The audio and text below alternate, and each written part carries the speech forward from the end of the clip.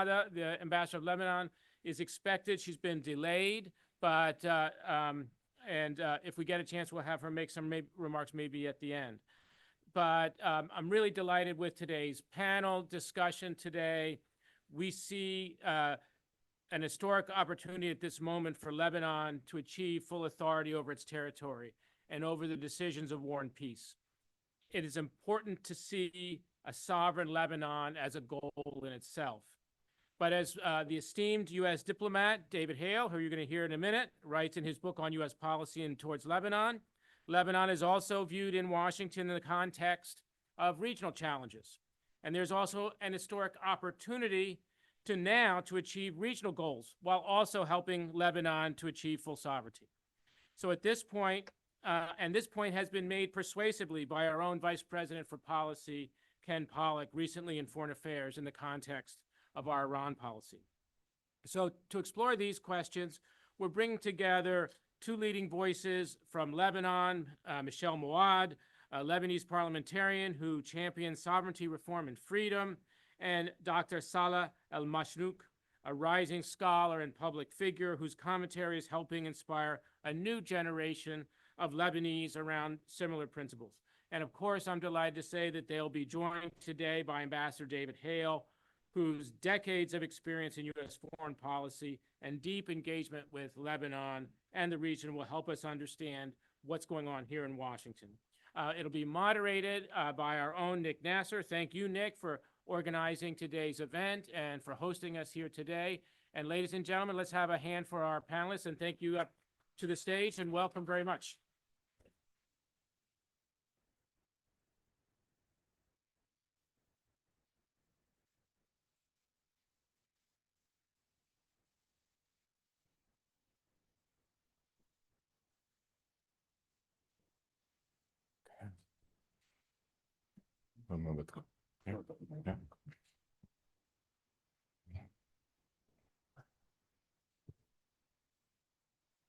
For those standing, please take a seat. We want to see you sitting.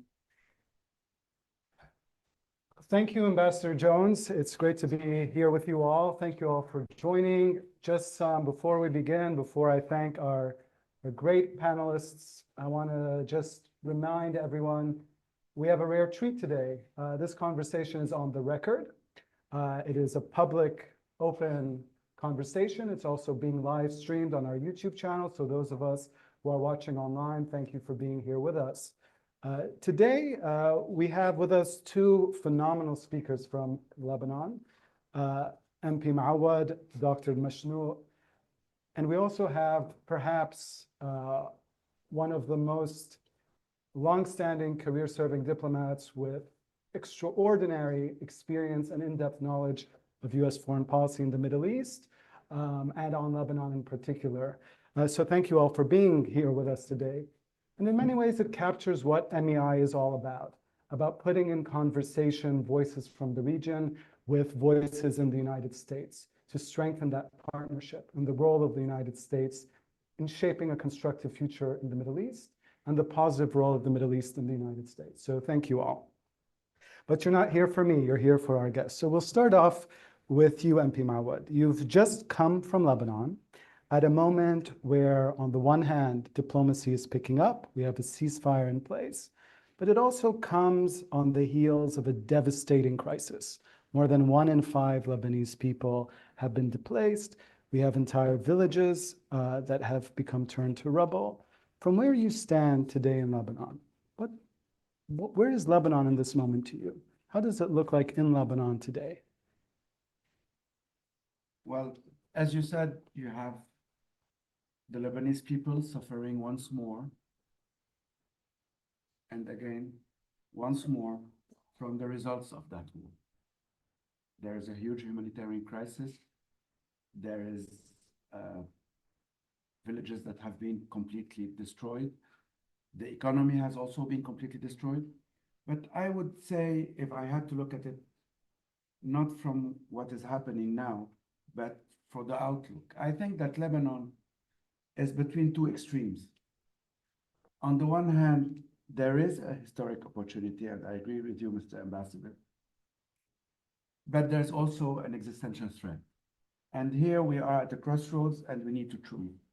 Either we stay as a proxy battleground, because what is happening today, that war is not a war between Israel and Lebanon.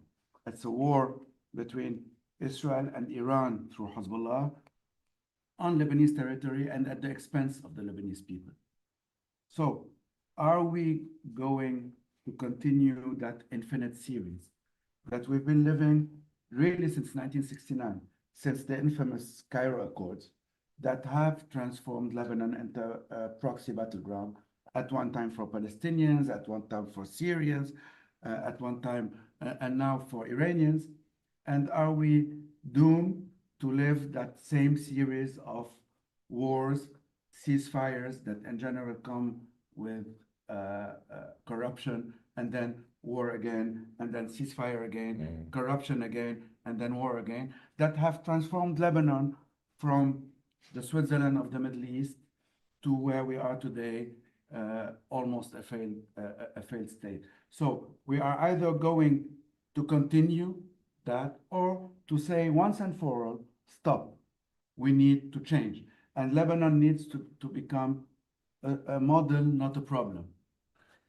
And I think there is that huge opportunity. First of all, because we have geopolitical changes for the first time for decades, really.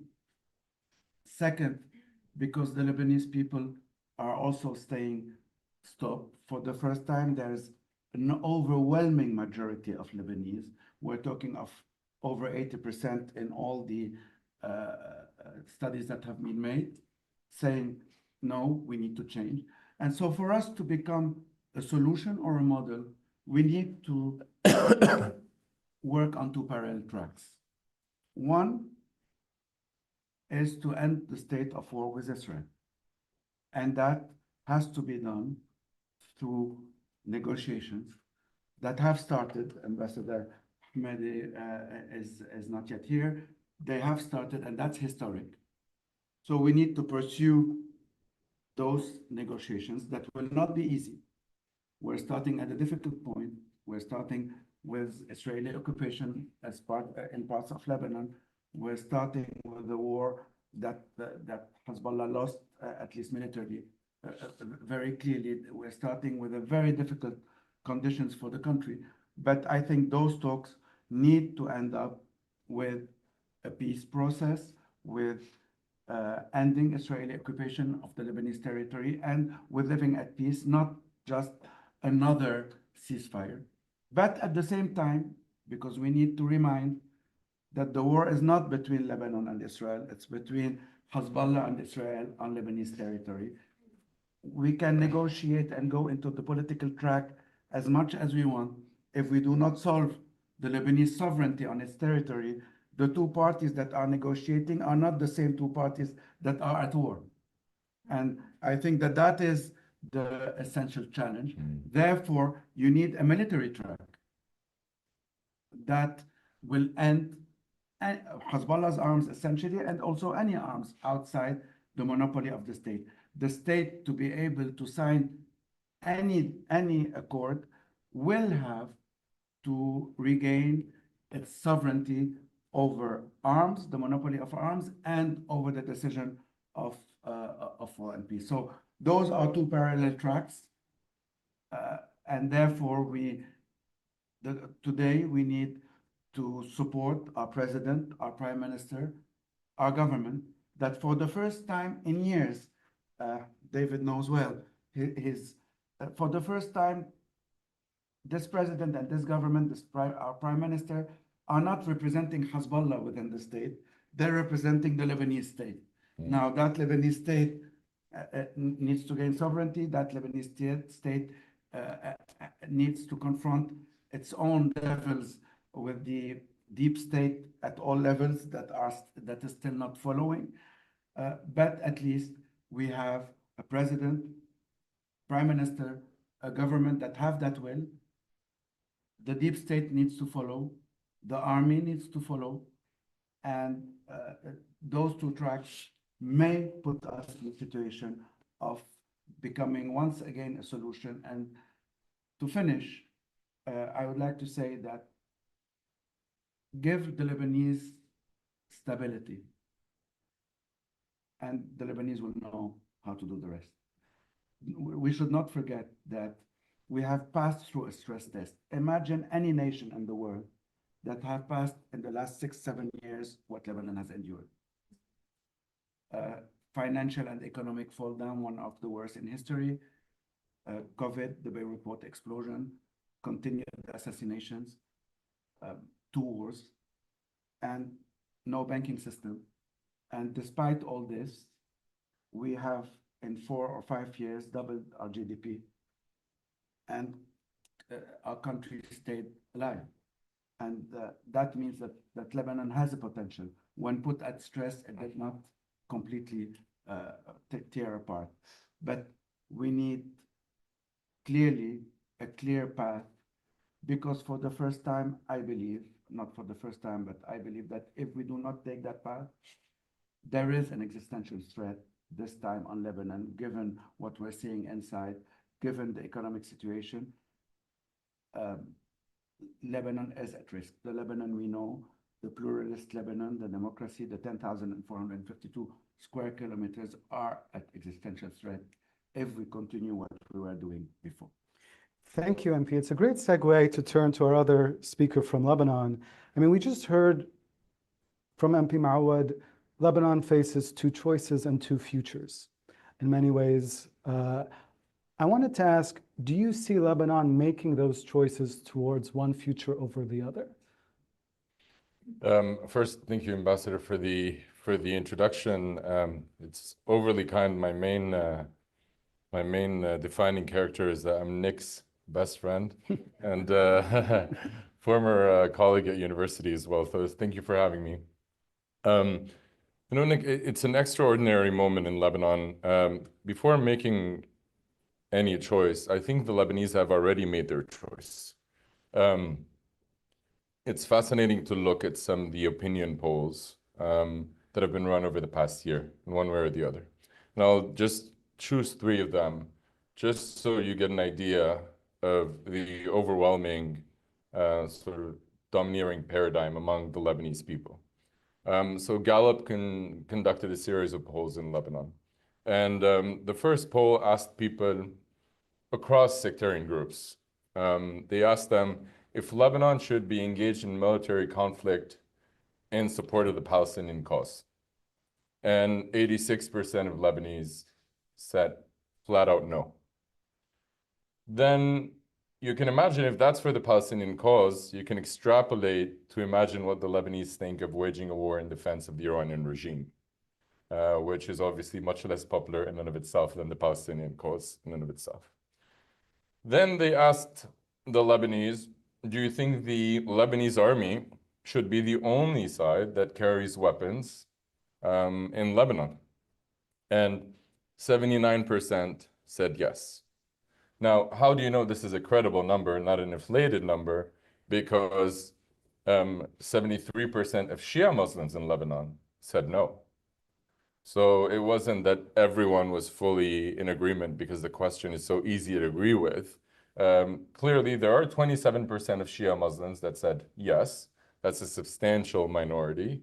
But still, you know, these numbers are worthwhile because these discrepancies, ethno-sectarian discrepancies, are quite clear.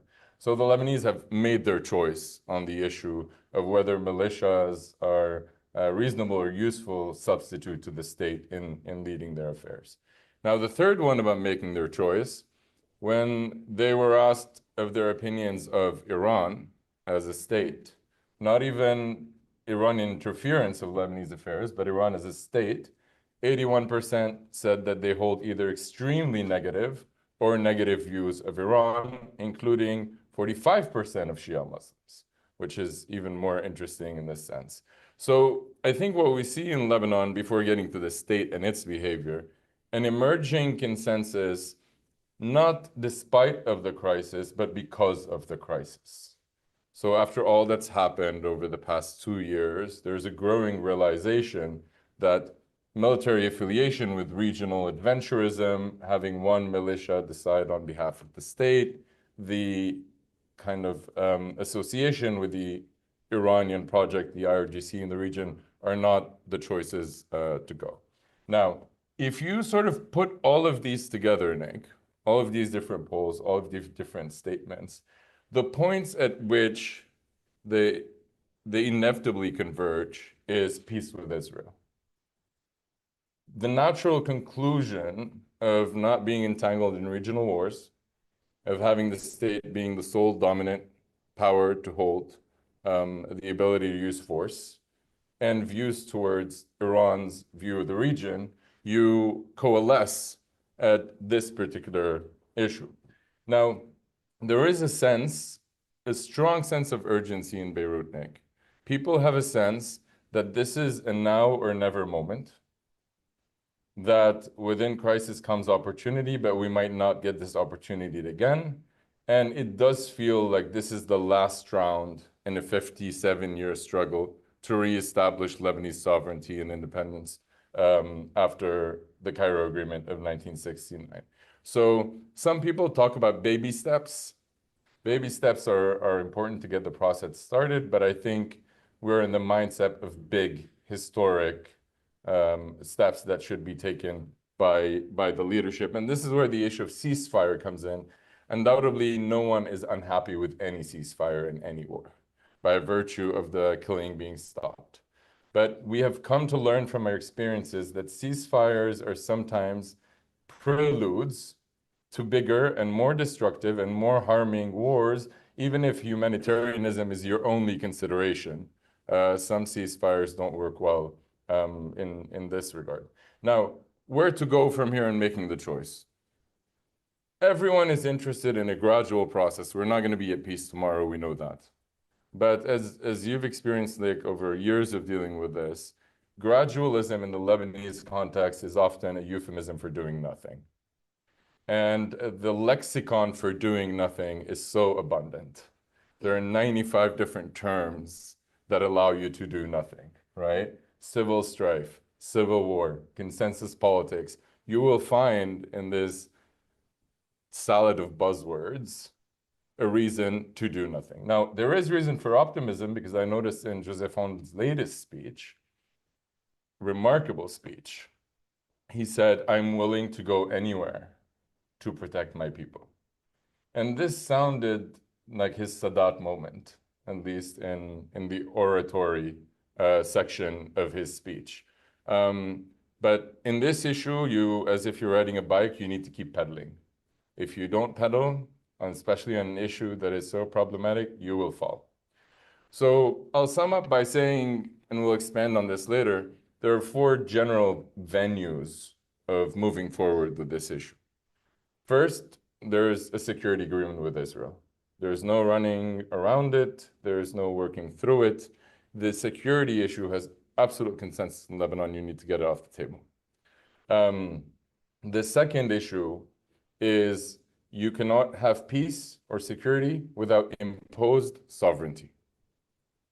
Okay? Having a security agreement on paper is of no use to anyone. It might actually backfire in one way or the other. The third, and carries a huge symbolic weight, is, and Michel and I have used this term for people who are too sensitive to peace, the end of conflict.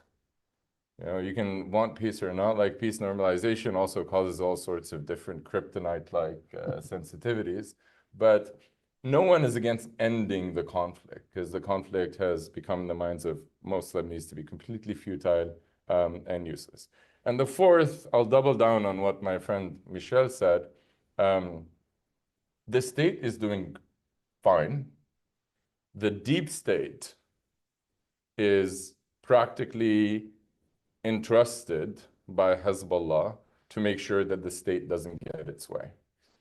The deep state in Lebanon is Hezbollah's finest ally, beyond arms, beyond its constituency. And this is a deep state that is so deep, in the deepest sense. It is made up of army generals, generals in the security services, judges all over the judiciary, administrators, We're talking about 40 years of the Syrian regime, the Hezbollah-dominated regime, having groomed this deep state to ensure that the actual state doesn't get its way moving forward. So moving on with all of this will depend on very sustained, and I know Ambassador Hill uses this word very often in looking at US policy towards Lebanon, very sustained, very courageous, and very supported effort on behalf of the real state to tackle these four challenges and Hezbollah's ability, because it's not dead, it's not done. We have a long way to go. Its ability to derail this process that is an expression of the absolute majority of the Lebanese people. Thank you. So very powerful words. Ambassador Hale, you've just heard from our two Lebanese guests. On the one hand, the challenges they're facing in Lebanon in this moment of consequence, but you've also heard of their aspirations of where they'd like their country to go.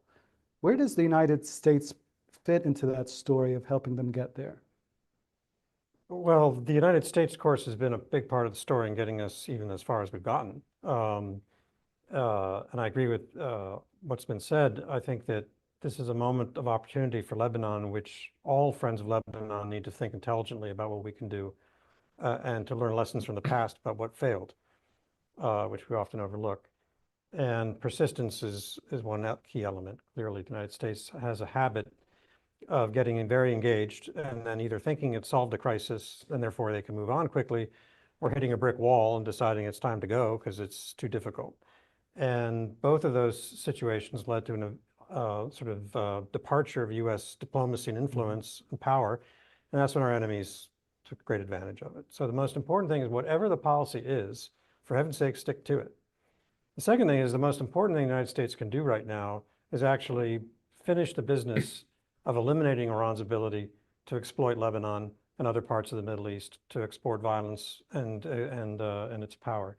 So we don't know what's going to happen in Islamabad. I think that process is going to be a little bit drawn out. I'm not expecting great breakthroughs, but you definitely feel, at least I do, I know people want to debate it here, but as objectively as I think I can get, the trend of power in the Middle East has begun to shift dramatically against Iran. They were the ones setting the timetable, the scorecard, laying, all of that stuff before October 2023. That is changing. And they're at a last stage of desperation, I think. They're not going to go away. So that's why the persistence is important. The third thing I think we can do is, sovereignty is not a light switch. After decades of not being able to exercise control over your own country, there's a loss there of the ability to do it. The deep state may be part of the problem, the absence of political leaders, problem of courage. People know their parents or their sisters or brothers were assassinated when they stood up for independence.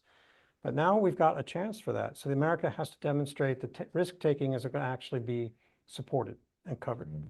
And I think that President Aoun is exactly in that category where he has done some dramatic and unexpected things. They're the right things. He can't do it alone. And I also think one of the lessons from the last year is we had a long-term investment strategy in the LAF. It was not meant to enable the LAF to go in guns blazing and blow up Hezbollah. It was meant to ensure that there was a state institution that demonstrated there was an alternative to a foreign-funded militia. And then when the time came for political and regional events, the army was standing by to take charge. Now, it has to enforce the opportunity, but maybe we put too much expectations that they could fast-track a disarmament pretty much on their own. And so I think, I know there's a debate about personalities and decisions and so forth. I don't want to get into that. It's time now. The plans are there. The Beirut capital plan is, I think, an attainable one. It's not as hard as going into the Dahia or some of these other areas. The army should do it, can do it. And the only way to counter the skeptics and critics is to go do it, because it is the nut that's going to be cracked. Whatever Netanyahu and Aoun and the negotiators come up with in Washington, it still has to face the reality test. What are we going to do about the Hezbollah problem? We're definitely going to get into this question, I know, about the Beirut disarmament in a bit. But I want to stick with you, Ambassador Hale, for a moment. And for our audience, if you haven't read it already, Ambassador Hale wrote a fantastic book, American Diplomacy Toward Lebanon. And for those of you watching online, I bought my copy in Librairie Antoine. So if you're in Lebanon, you should get it. MEI gets the royalties, not me. by the way. You highlight a moment that many Lebanese overlook and don't appreciate, is that the United States played a seminal role in supporting Lebanese independence. And it was largely in part because FDR saw something that Lebanon fit into his strategic vision of a world order at that time.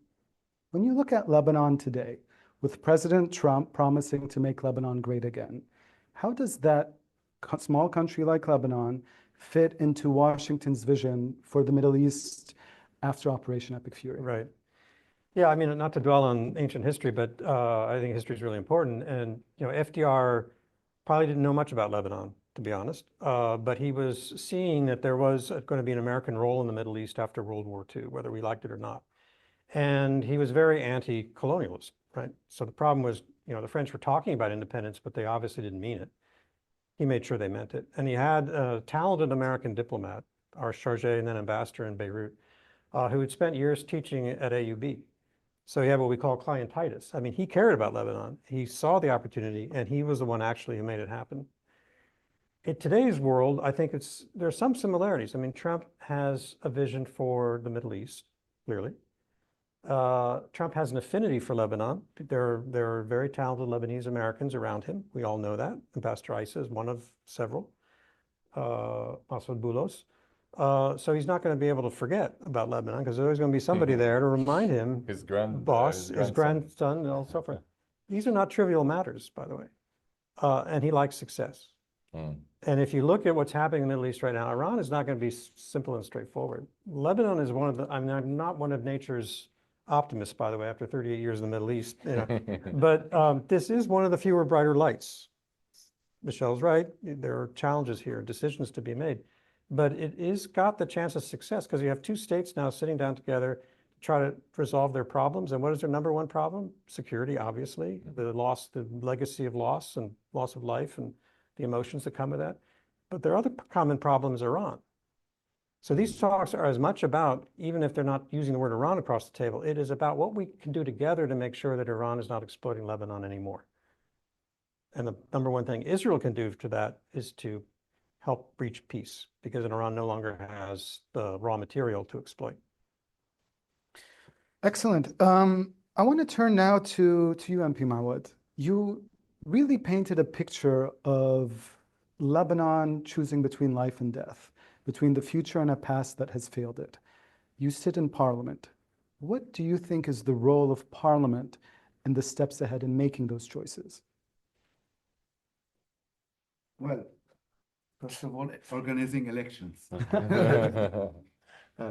No, well, clearly, Parliament today has, as such, if we're talking about its role as a parliament, not of the political forces that are part of that parliament, but the parliament as a parliament does not have a role in the negotiations or in this process, because this process is by definition and by constitution the role of the president and of the government.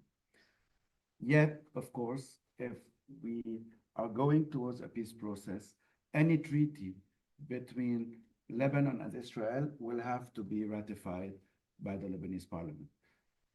And I think the main battle there will be to get President Berri at least give us the right to do what we have to do, not to do it the way he did it for the elections. So the role of the Parliament today is really supporting the executive, the president, the prime minister, the government, giving them what it needs of internal support and of political support. And it will come where the Parliament will have to ratify any treaty between Lebanon and Israel. And I want to stick, you've mentioned elections twice. And for our audience who may not know, elections in Lebanon were postponed. And the argument that was cited was because of the conflict. If the ceasefire sticks, or are there any conditions where you see that decision being revisited by Parliament? We need to pressure for that. So to go back on what happened, yes, the elections could not have happened in May, given the conflict that had started before, because the elections were due on May 11th. But, and there's a big but there, many of the forces that are part of the government were talking about postponing the elections even before the conflict started. So the will of the deep state not to organize elections because we want to keep things as they are, not to take risk of a big turn or tide from the Lebanese public opinion was there before the conflict started. So they were looking at means of how to do it, but the will was there. And there was a second will, and that is as important, because we want elections, but at the same time, we do not want rigged elections. And therefore, those elections are partly rigged by the simple fact that we are running elections with an armed Hezbollah in regions where you do not have the right to do a normal campaigning in this sense. So the second issue of a rigged election was to try to not give the right to the diaspora to do those elections. So they gave many reasons why, but it ended up the diaspora is a free vote. They do not need clientelist services. They look at the identity of their country. Those who voted in 2022 overwhelmingly voted for reforms and sovereignty, or for sovereignty and reforms. And therefore, those should not vote. And there was a very big pushback on diaspora vote. Therefore, we need elections as quickly as possible. We need the diaspora to vote in these elections and not to make it difficult for them to register. And we need the third thing is the mega center, which gives the right to any Lebanese to vote from where he lives and to the people of his district. And that's very important for those who do not follow, because in the regions where you do not have the freedom of campaigning or even of voting, it will push the opposition, specifically in the Hezbollah-controlled area, to go and vote, which they will do difficultly if they have to go to their villages. So those are this is the battle. Of course, the postponing of the elections was done for 2 years, which is totally unacceptable. I was one of the MPs who voted against. We were put in minority and we lost the vote. We then went before the Constitutional Council, and unfortunately, the Constitutional Council took a decision by a political decision and not a legal decision. It's very funny. In the last few times where we went before the Constitutional Council, each time the Constitutional Council gives us right, they say they are right, but and then they take a decision that says the contrary of all the arguments they were putting in place. So yes, we need to pressure again now that, or if ever the ceasefire stabilizes or becomes sustainable, not to wait 2 years, because we need to change the parliament so that parliament, the new parliament, becomes part of taking Lebanon to another step, becomes part of the path towards sovereignty and reforms, and that parliament really is part of the past. Well, thank you. So MP Moawad, you've painted this picture for us of the importance of parliament improving representation. And Saleh, you told us of what you think the deep state looks like. But we were supposed to have him as an MP. Yeah, that's why the elections were postponed, yeah. As a personal conspiracy against my...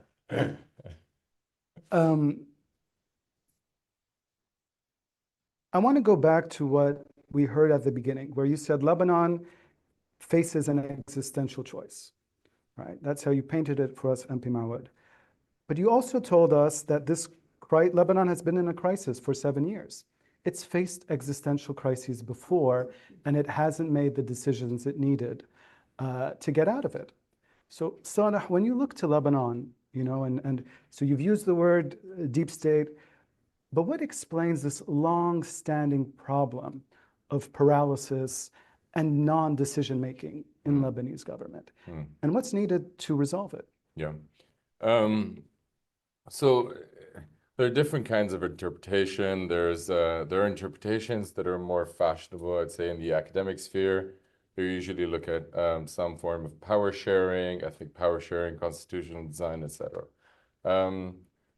My understanding is, without negating the potential role of that factor, is that especially during the past, I would say 15 years, since 2010, there grew in Lebanon something that I came to term the mafia-militia alliance. So the alliance between the militia, which is Hizballah, and the mafia, broadly defined as the traditional sectarian corrupt political class. And they sort of had this Faustian deal between them that the mafia would allow the militia to have free hand in keeping its weapons, in launching wars, and being in Syria and Yemen, Iraq, and otherwise. And in return, Hezbollah would ensure the political class's grasp on power. And we saw this very clearly expressed during the October 2019 revolution, where the people on the streets were asking for the demise of the political class, not mentioning Hezbollah, but it was Hezbollah who was standing up to the political class and facing people on the street. So what you've had over the past, I'd say 15 years, is a system of organized and systematic coercion. Okay? The prelude to this coercion was a series of unfettered assassinations of political figures, journalists, members of parliament, cabinet ministers, prime ministers, you name it, right? So they assassinated all these people. And when they did assassinate all these people, they built a culture, like they used to say in the former Soviet Union, a police state is not a state in which everyone is being spied upon. It's a state in which everyone thinks they're being spied upon. So they don't need to kill everybody. They just need to kill enough people for everybody to behave. So they instituted the system whereby it's a twofold system. If you want to get into government, you need to behave. And I've had an experience with the formation of government where I was told I had not behaved well enough over the past decade, which is fine, but you need to toe the line, because if you want to become army commander, if you become head of the judiciary, if you want to become cabinet minister, prior to the last war, you had to toe the line. Plus, you couldn't form a government unless Hezbollah had veto power in the government. Because they said, if you try to do this, we will repeat the military takeover of Beirut of 2008. Not to get into too much details, but they created something called the Doha Agreement, which set the stage for an entire mode of behavior. Now, what does this lead us to? The past 15 months before this war happened. It's one thing to support President Aoun and President Salam, which I know we both do very enthusiastically, full conditional support. But you cannot start a conversation, a useful conversation that will lead us into the future, without saying that the state purposefully failed at preventing the war that we are living today. The south of the Litani was not cleared of weapons. It was not done so because we don't have enough army personnel. We have 83,150 soldiers. It was not cleared because it doesn't have anti-aircraft weapons, or because they don't have enough tanks, or because their salaries are not high enough. It was not cleared because the army command made a decision not to confront Hezbollah, right? And the euphemism was, we don't go into houses. Houses broadly defined. So anything that's actually goes up from the ground. Of course, every house has an underground system, as we saw in many places. So Hezbollah just moved their weapons into the so-called houses, right? So when we look at that, Nick, we realize that no, there is a problem. The deep state is not just in the way we think of Egypt or others as just big bureaucracy. The deep state is a culture, and it's a culture of sticks and carrots, right? If you misbehave, it will kill you. If you behave, you become cabinet minister. And this applies across the board to everybody. Now, if we look at these 15 months, what we need today is a reckoning of what happened during these 15 months. The history didn't start yesterday. And our basic concern is that we'll reach a ceasefire today and some vague understanding that distinguishes between North Litani and South Litani, as if Litani was the Berlin Wall. It is a river. There's no reason to create this distinction since 1978. So the worry is we rebuild this vague, opaque text, whether it's called 1701, which Nick and I worked on for a long time, whether it's called the ceasefire agreement of 2024, and then in conjunction between Hezbollah's pragmatism and the deep state, you end up having a next war in a year or two. So with regards to your comments, Mr. Ambassador, on the US and the LAF, there is no one that would be more supportive of the LAF as a matter of principle than people like Michel and I. For simple practical purposes, we don't have a militia, we don't want a militia, and we can't have a militia. So by virtue of elimination, this is the only body we're able to work with. That said, there is a problem. There's a problem. It is not a problem with the officers or with the soldiers, because the LAF is not an ideological army. It is not the Ba'ath of Saddam Hussein or Bashar al-Assad. It is not the Iranian Revolutionary Guard. It's a professional army. There is a problem of the choices made in tandem between part of the political leadership and part of the military leadership that led to a year and a half of quite literally doing nothing vis-a-vis the arms of Hezbollah. And I believe we have a role to play as people in Lebanon in pushing in the right direction, even with institutions or political leaders that we support. The US has a role to play, because the US has supported the LAF quite generously, and it made the right choice in supporting this national institution.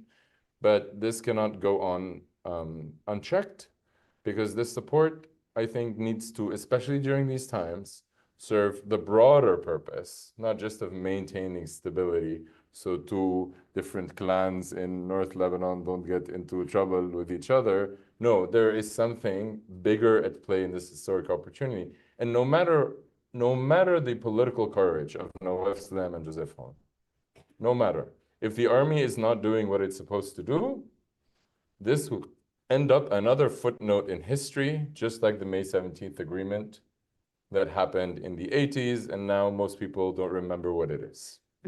It's a great segue to you, Ambassador. And I'm going to give you the opportunity to respond, but also give us a bigger picture. You know, you told us Iran has been severely degraded after Operation Epic Fury. And we just heard how much Hezbollah has lost. When it comes to shifting the calculus in Lebanon, what are the sticks and carrots that the US has to get the behavior to where it can be? Well, the first building block is what Lebanese themselves are doing. Many of the problems that are being outlined here are things that it's very hard for the United States to either fully understand or tackle. So we have to, help our Lebanese friends, but understand that they're going to stand up and take responsibility for some of these things. The other thing is, I don't want to repeat myself too much, but the biggest thing we can do is make sure that Iran no longer has the capacity to behave the way it's behaved. And much of what's been described happened because Iran, at the end of the day, through Hezbollah, had the gun, and Syria before that. And so Syria is no longer going to play that role. Now, but can we make sure that once whatever happens between Tehran and Washington in these talks, that Iran's not able to wait us out and come back, that the people in Lebanon feel and smell that power has shifted for real. And that will begin to tackle the deep state problem, because these people are survivors, right? So if they see their survival is now no longer dependent upon the success of Hezbollah, but on the success of a state that's functioning for its people, that's the way to go. The other point, just to elaborate on it is this, I haven't said this publicly before, and people may differ, but one of the lessons from the last year is that the CENTCOM's role in the monitoring group is relatively passive. They were monitoring. Well, I think we need to do more than monitor. And that doesn't mean that we're going to be enforcing Lebanese sovereignty. That's a contradiction in terms. The Lebanese army has to be the enforcer. but we could be much more involved in not just equipping and giving assistance, but actually advising and providing intelligence on a much more active basis. And if you had an American major, captain, in the offices in Yarzeh, those friends of Lebanon's success inside the army, who are not part of that deep state, will feel empowered. They will feel that they've got something behind their back. Because when you took the person-to-person relationships between our military and Lebanese military, it is fantastic. Yeah. So it's that kind of presence that can give courage and heart to Lebanese to do their job. It's a great way to, I just want to first remind everyone, we're going to have 15 minutes for Q&A. So I'm going to do my best to get all the answers out of our panelists. But it's a great way to turn back to you, MP. I mean, you've used the words, we're hearing this sense from Ambassador Hale that always comes back to enabling the Lebanese to claim their agency. So you use the words sovereigntist, reformist, and freedom advocate. They're powerful words. What do they mean to you today in Lebanon, these three pillars? And why do you use them together? Because those three pillars represent the very existence of Lebanon as a nation and as an identity. Without sovereignty, there's no nation, very clearly. We become, at best, a proxy battlefield. Without freedom, Lebanon was the land of freedom before it became the nation of freedom. That freedom is in the DNA of Lebanon way before it became a nation. And of course, without reforms, we will not have the ability to bring back trust and therefore to rebuild Lebanon's middle class, which was part of that success, to re-give the opportunity to Lebanese inside and outside to rebuild their country. I am a true believer in the Lebanese individual. It has been proven all over the world, from the United States all the way to Australia, to the Arab countries, to Europe, to Africa. Whenever the Lebanese individual is given an opportunity, he proved that he can succeed. So now our job is to make him succeed in his country the same way he succeeded all over the world. And that, of course, needs sovereignty. And again, sovereignty first, because many of the times where we tried to say, well, let us accept the fact for political reasons that we are not totally sovereign, but Hezbollah is part of the Lebanese framework and sociology. Let us just concentrate on reforms. I mean, that theory didn't work. We cannot do reforms on a state that does not exist. So first is sovereignty, but sovereignty alone will not bring back trust. There are sovereign countries in the world that are not a model of development and of success, and on the contrary, corruption kills those countries. So we need to do reforms, and reforms is not a general word that we need to do. There are many pillars of that reform. There is the political pillar.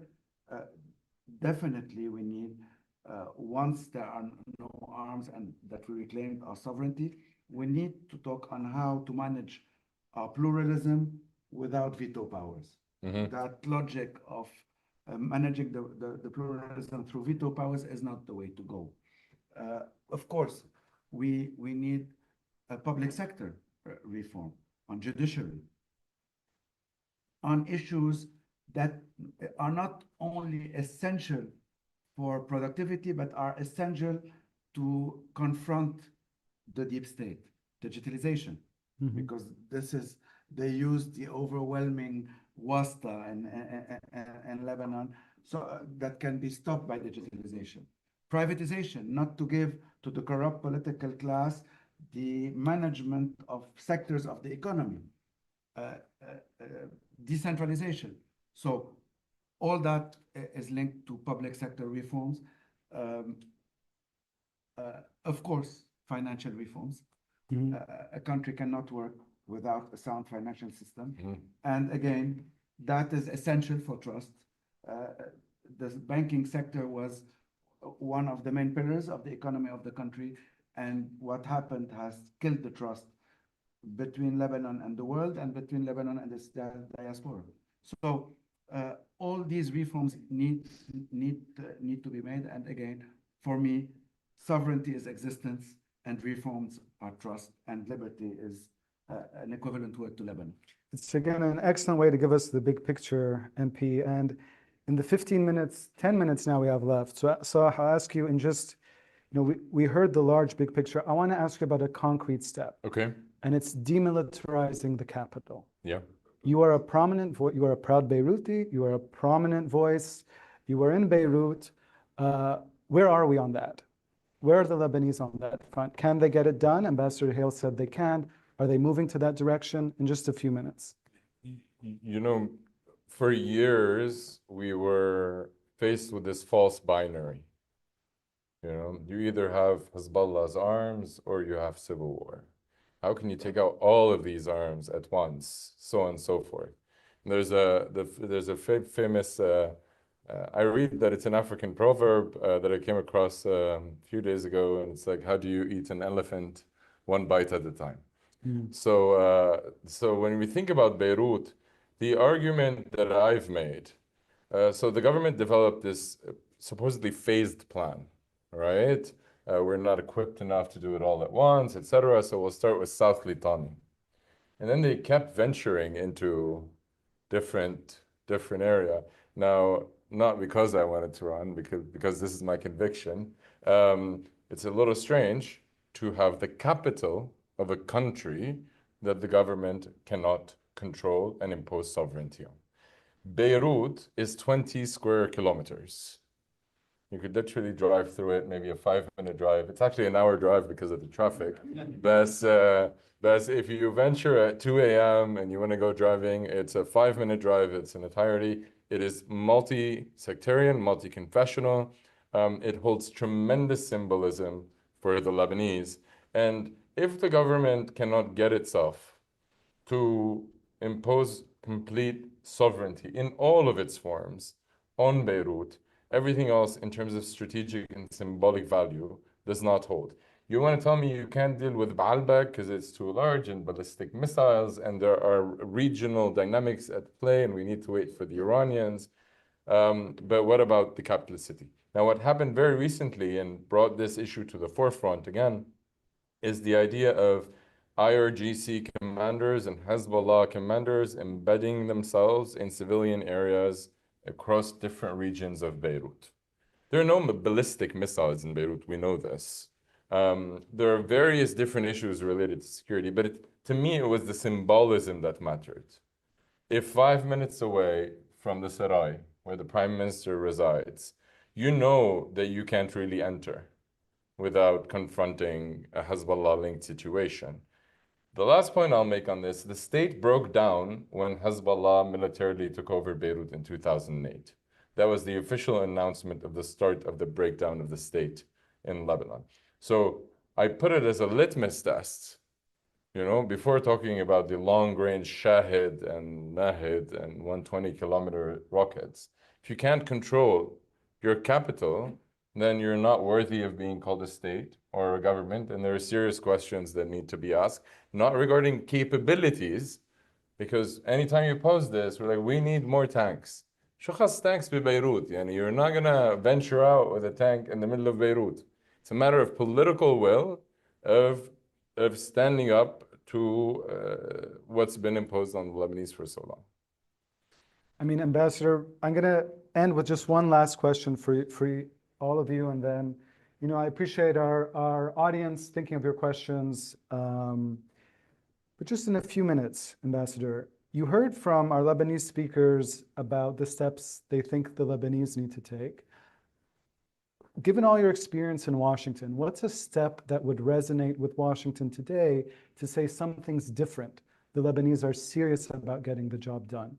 What's a move or something that shows intent that something has changed and where they're going to move regarding disarmament?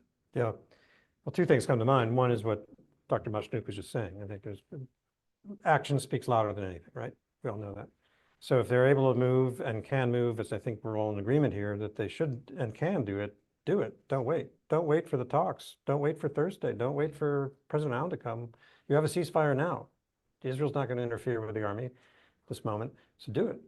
And that will be convincing not only the United States, but perhaps even more important to the Israelis, who actually, I've been talking to the Israelis and Lebanese leaders since I retired, and they still want the state of Lebanon to succeed. They actually still believe that the longest, best bet is the Lebanese army. I'm talking about the national security establishment.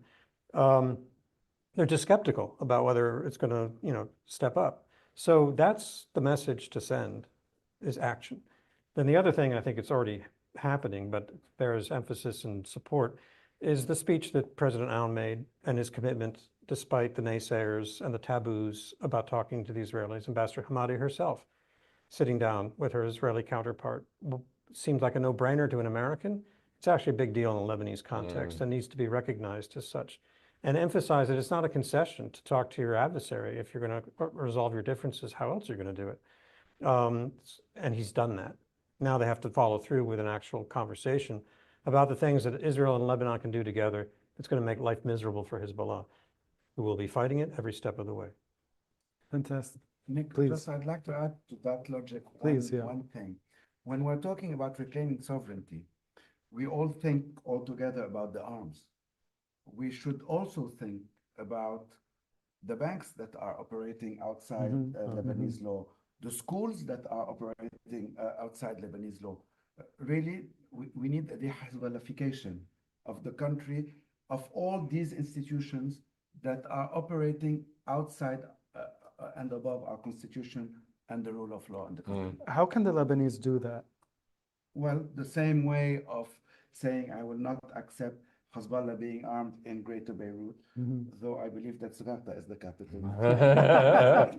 Barely of the north. Beirut is a small city.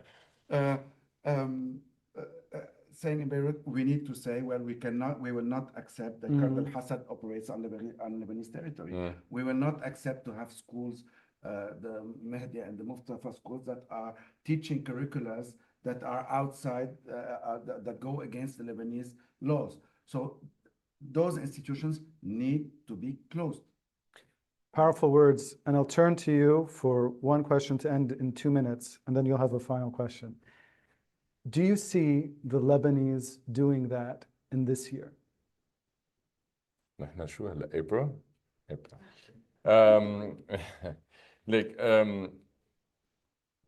There are a lot at stake in the regional infrastructure, the regional agreement. My understanding from following up on what's been going on, I'm sure a lot of you is the same, it seems that the United States and Iran are talking almost exclusively about the nuclear program. Maybe with some venturing into ballistics and drones, etc., but I've seen nothing about militias. That puts more of the onus on us to do the work. I think we have two people in government that have the intent and the ability to lead us through this phase. This is a responsibility on all of us. I know Michel and I and many other colleagues in Beirut are working on building an infrastructure that allows for people that are cross-sectarian across different regions in Lebanon to lead a project that is centered on the idea of sovereignty and reform being a pair that are inseparable, but also, and most importantly, as you said on the breaking taboos, the issue of peace with Israel. Unless we resolve this matter, we can keep fighting for sovereignty and reforms until the end of time. It's been 57 years.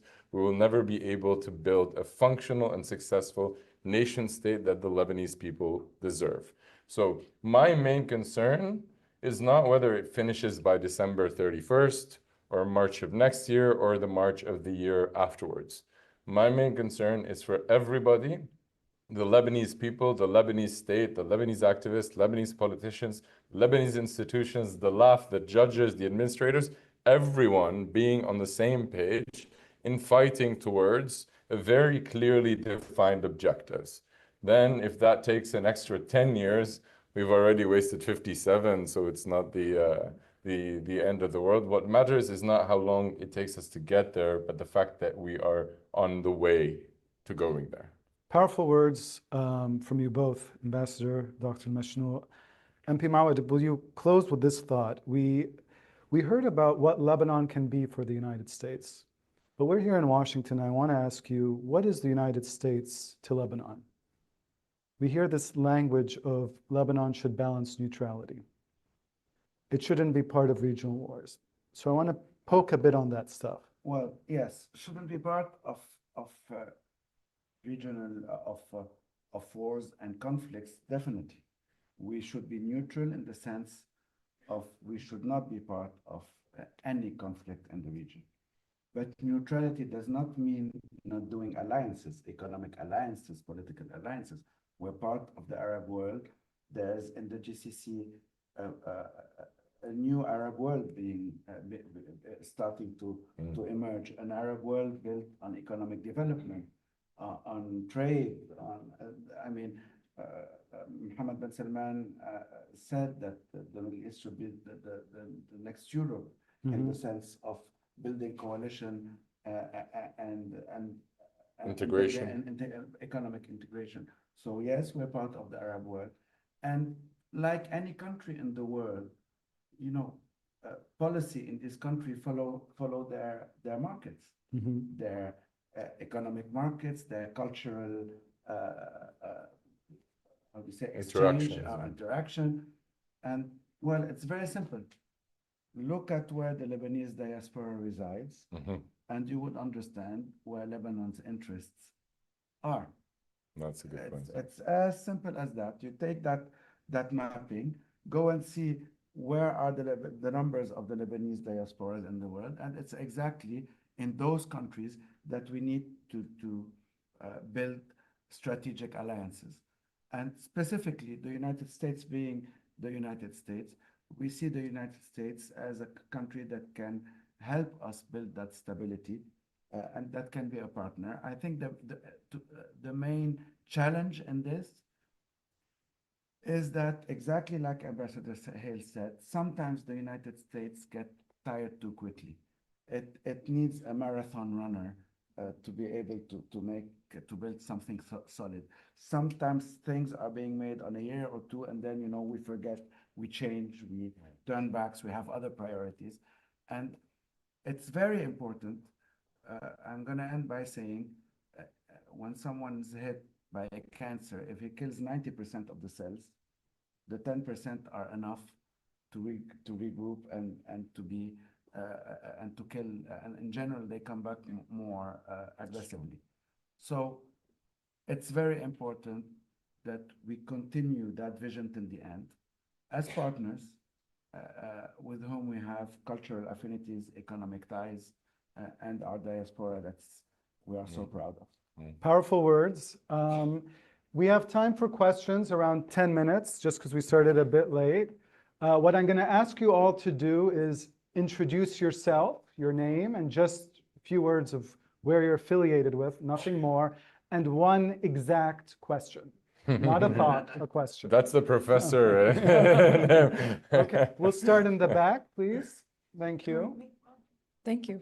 There's someone else before me, but it's okay. It's okay. Yeah, okay, do I stand? Hi, my name is Melissa Safi. I work with USA for UNHCR, but my thoughts and my commentary right now are outside of my organization. I do not represent my organization when asking this question. But I wanted to talk about the deep-rooted institutions that Michel was talking about before that are operating outside of the Lebanese scope of governance, et cetera. Given the communities in southern Lebanon and, oftentimes they're Shia majority communities, they experience increased support for Hezbollah after there are conflicts with Israel, especially when their villages are devastated and destroyed. So how can the Lebanese government realistically rebuild trust and promote national sovereignty over these, ideological loyalties that they have? And yeah, that's basically it. I'll turn to our Lebanese speakers. Who want us to go first? Saleh? in just a few minutes, so we have time. This is actually an excellent question because it's an obsession of every single well-meaning Lebanese that the project for peace, sovereignty, stability be inclusive of all ethnic groups. This is the will and the desire of all Lebanese. Where we might disagree with some people is on strategy.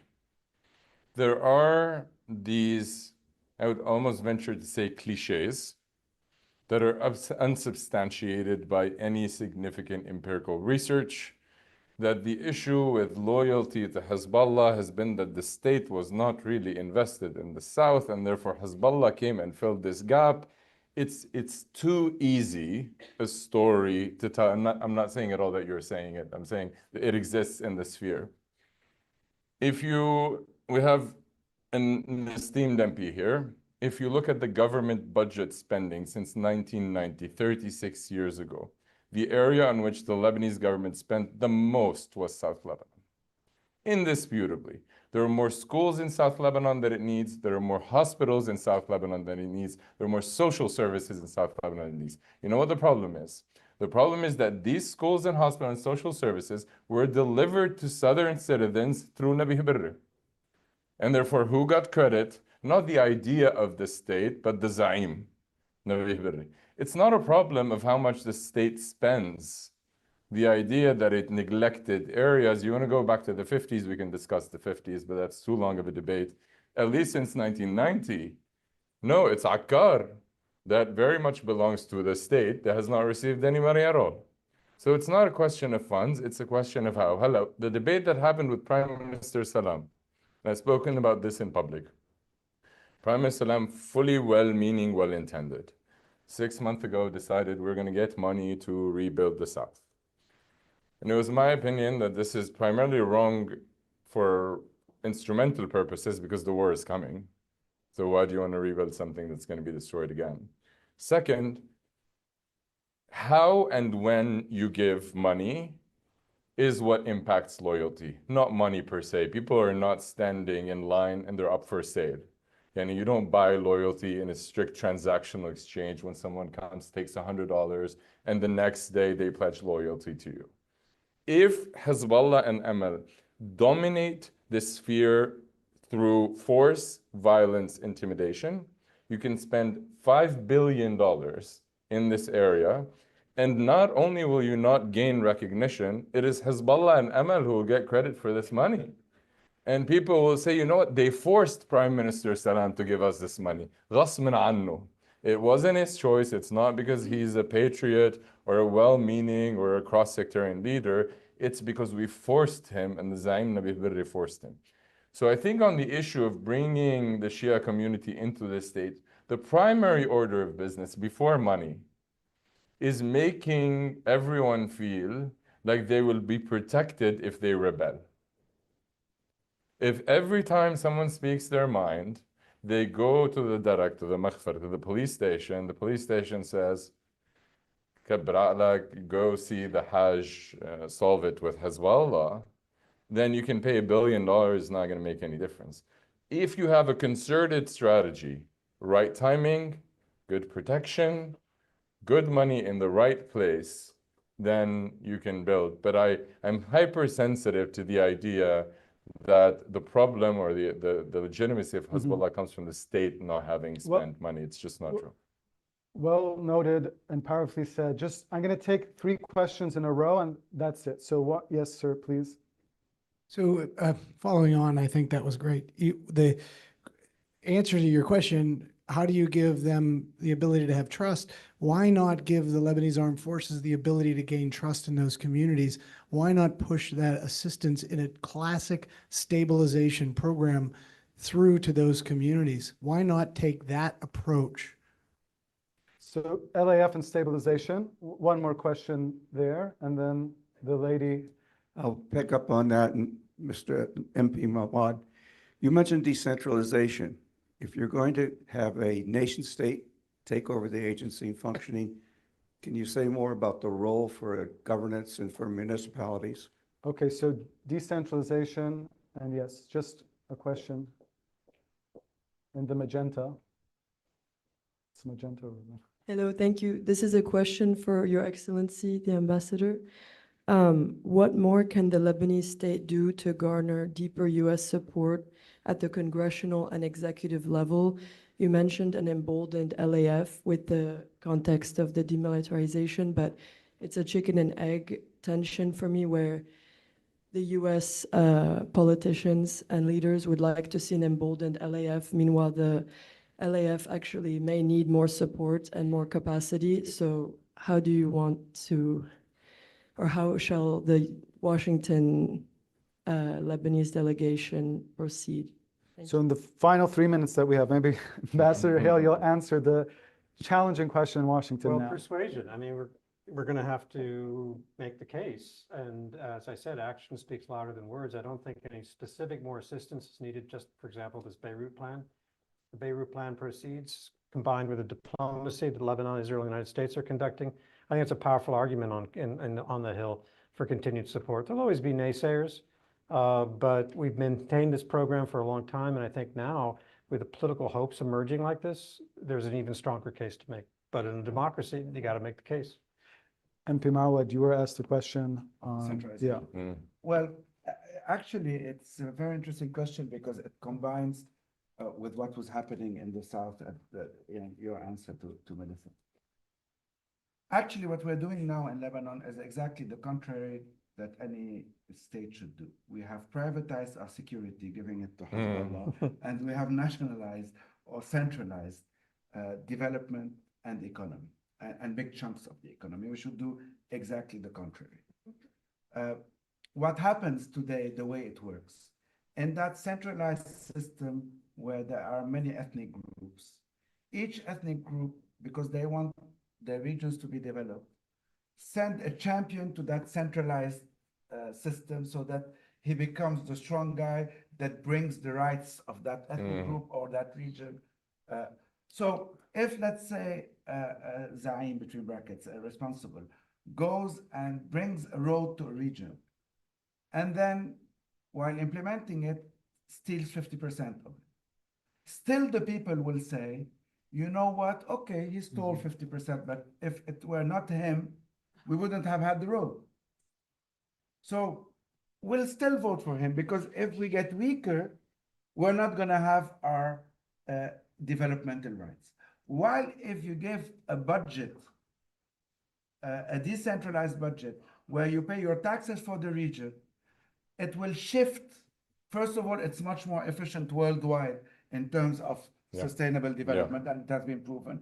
But in the Lebanese context specifically, it shifts the debate of who's the strong Zaim that brings our rights even though he is corrupt, to how do we use the $1 million that we have by law, and how can we use them better without corruption. So decentralization is part of a more efficient sustainable development for the regions, and it is part of confronting the deep state and the logic of the Zaim that brings the right, and never mind if Nabi Berri or someone else is corrupt. Without him, the South would not have, and without someone else, the Christians, and without someone else, the Sunnis, and then the North, and then. And the last, in 20 seconds, Saleh, the last question on the LAF and its presence. I love the question about the chicken and the egg, because Okay. my understanding is that every chicken and egg dilemma has a solution, because the egg did come, in fact, before the chicken. So From where? Too long for this, but I'll explain later. But no, what I want to say, and this is extremely important, what we're trying to suggest is a practical solution to this problem. Because if it's not said with ill faith, you know, we need support, we can't do it, but they don't want to do it anyway, you can come and say the following: listen, I pledge a 3-year package of support. You will get the support at the end of every quarter of the year. There are KPIs. You're not being asked to do everything in the next 3 months, but if you deliver 3 months from now, we'll give you this and that, so on and so forth for the next 3 years. That includes budgetary, to make the generals and the soldiers feel empowered, and that includes the armament that is needed. So if it is done in good faith, the idea that we, quote unquote, cannot do what is asked of us, this can in fact help solve the problem, because what you're being asked to do is gradual, and the support that you're being given is gradual, but there is a pledge, right? And I'd like to remind everyone that in 2017, Saudi Arabia pledged $4 billion for the LAF and the security agencies, and Hezbollah's dominated government said, we'd like to do without. So maybe it wasn't a problem of needing these arms. Thank you. Before we go, just I want to say a special thank you. We are living truly in a time where history is being shaped, and the decisions made today in Lebanon and in Washington will shape an entire generation. And I'm genuinely grateful to be on this stage with three people who shaped that conversation in Lebanon and in Washington. It's an honor to be here with you all. Thank you, Nick. I want to Thank you all for your time. our MEI team. We have a wonderful events and comms team who is the quiet force that makes MEI a leader throughout this conflict. Thank you for making today possible. And thank you, your audience, for being here with us. Thank you. Thank you, everyone. Thank you, Nick. You have to turn off the mic to